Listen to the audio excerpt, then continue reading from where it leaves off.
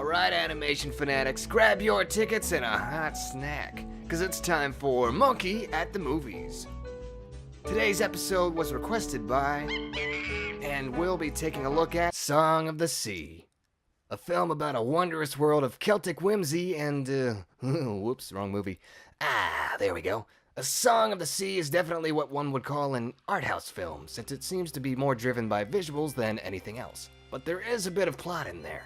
The story goes as follows. A small sailor family on a remote island is living happily until the mother of the trio suddenly disappears after giving birth to a daughter. The father becomes a depressed wreck and the son turns into an annoying little shit, which is just great because now we gotta spend the whole movie with him.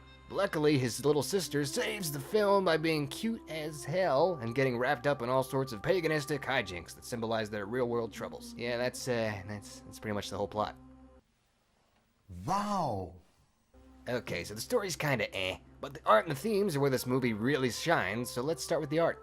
The visual direction of this film seems to be based almost entirely on minimalism with a strong reliance on color theory as well as various textures for the backgrounds. Kinda like a kid's storybook. In fact, the background might just be the main focus since the characters only exist to carry us between different environments and legendary creatures.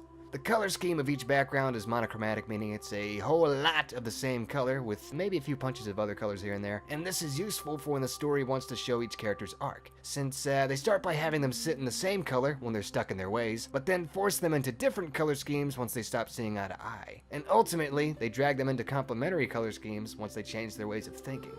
The character design kinda reminds me of older religious cartoons, sorta like Superbook, as well as newer spiritual animations like Spirited Away, which doesn't surprise me, since it's not the first time an older cartoon like that inspired a more modern creation like this. What was the inspiration for the style of Bee and Puppy Cats? Sailor Moon in the idea like magical girls, awesome stuff like that, but the look is a lot of early 90s anime and a lot of Superbook. It's also not surprising that these kinds of tunes might have inspired them, since the whole movie is about religion and morality, as well as a rejection of modern formalities, and that brings us to the theme.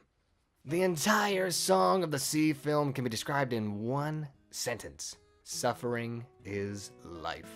Whoa, what a downer, but it's true, and it's easy to see since they hit you over the head with it. Every scene, every setting, every character interaction, every religious symbol pushes the concept that suffering is necessary in order to feel alive. The father doesn't want to suffer, so he drowns his sorrows in booze. The son doesn't want to suffer, so he escapes into his imagination. The grandma doesn't want to suffer, so she tries to shelter her family in an uptight urban lifestyle. And the legendary creatures don't want to suffer, so they engage in a literal draining of negative emotions. However, both in life and in this film, it's important to recognize that shutting yourself off from pain also cuts you off from experiencing pleasure. This is symbolized by the Gaelic creatures, since once they stop feeling pain, they're suddenly turned to stone and can no longer feel anything. The only one who wants to engage directly with this duality of pain and pleasure is the daughter. Incapable of speech, yet more than capable of action, she Forrest Gumps her way into all sorts of crazy situations.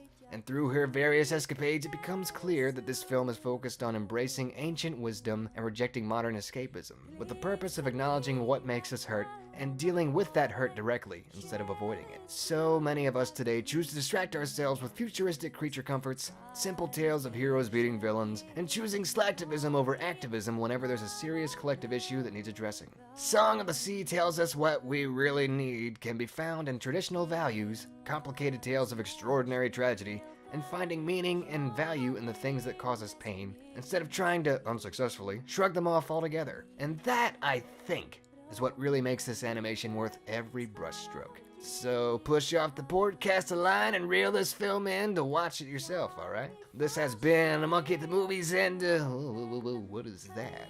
1,000 subscribers. Ooh, sounds like we'll have to do something special for y'all next week. You deserve a little something for tuning into my garbage, so I'll see you then.